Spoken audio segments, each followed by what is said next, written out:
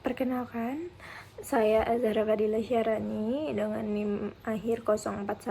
Di sini akan membicarakan tentang teori bahasa dan teori belajar bahasa.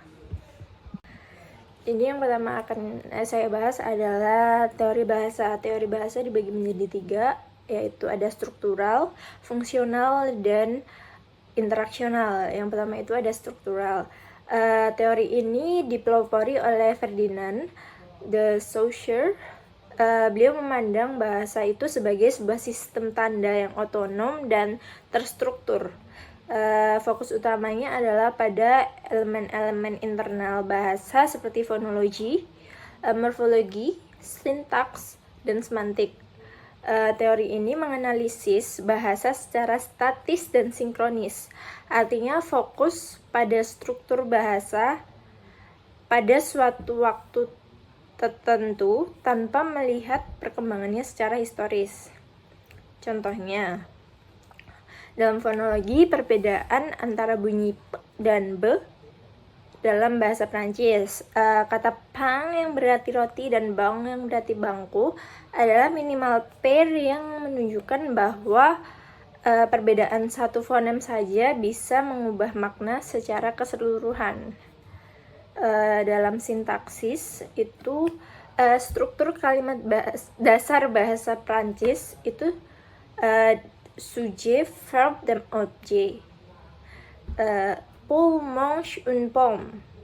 Dalam pendekatan ini, analisisnya berfokus pada posisi kata kerja dan objek dalam kalimat, tanpa perlu memperdulikan siapa Paul atau apa pomme itu. Yang kedua adalah teori fungsional. Teori fungsional ini sering dihubungkan dengan Michael Halliday. Beliau melihat bahasa sebagai alat yang digunakan untuk berkomunikasi dan mencapai tujuan sosial. Pendekatan ini menempatkan makna dan fungsi bahasa dalam konteksnya. Bahasa tidak hanya dipandang sebagai struktur internal, tetapi juga sebagai cara untuk berinteraksi dengan dunia. Contohnya, ketika kita ingin meminta sesuatu, kita bisa menggunakan berbagai bentuk kalimat dengan fungsi yang berbeda. Contohnya, yang pertama, ada donnez-moi le livre. Ini berfungsi sebagai perintah langsung ketika dua orang yang saling kenal berada di satu ruangan yang sama, dan orang itu ingin meminta bukunya, langsung bilang donnez-moi le livre. Contoh yang kedua ada tu peux me donner le livre s'il te plaît. Itu untuk pembahasan yang lebih sopan. Biasanya mungkin untuk penggunaannya contohnya kepada orang yang lebih tua gitu. Yang ketiga itu ada j'ai besoin du livre. Fungsi ini menyatakan kebutuhan yang secara implisit itu berarti meminta bantuan. Seorang fungsionalis akan menganalisis mengapa pembicara memilih salah satu kalimat di atas. Karena masing-masing memiliki fungsi sosial yang berbeda tergantung pada konteks dan hubungan antar pembicara. Teori yang ketiga adalah teori interaksional. Teori ini berfokus pada interaksi sosial sebagai elemen sentral dalam penggunaan bahasa. Teori ini berpendapat bahwa bahasa tidak dapat dipahami secara terpisah dari orang yang menggunakannya dalam komunikasi.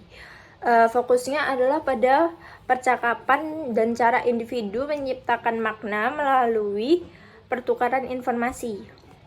Berbeda dari fungsional yang fokus pada fungsi pragmatis, interaksional lebih menekankan pada bagaimana dialog, giliran berbicara, dan negosiasi makna terjadi antar individu. Contohnya ketika dua orang bertemu, mereka mungkin memulai percakapannya seperti ini, kayak bonjour, ça va? Ah oui, ça va, merci, et toi? Gitu.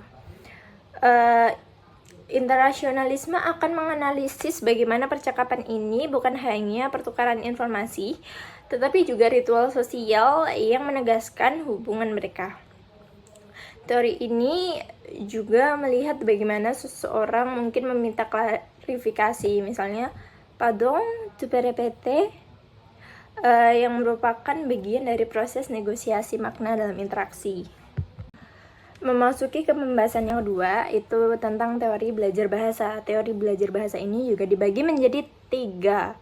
Yang pertama ada behaviorisme, yang kedua ada kognitif, yang ketiga juga humanistik. Teori yang pertama itu behaviorisme. Teori ini dipengaruhi oleh B.F. Skinner. Dia berpendapat bahwa belajar bahasa adalah proses pembentukan kebiasaan melalui imitasi, penguatan, dan pengondisian.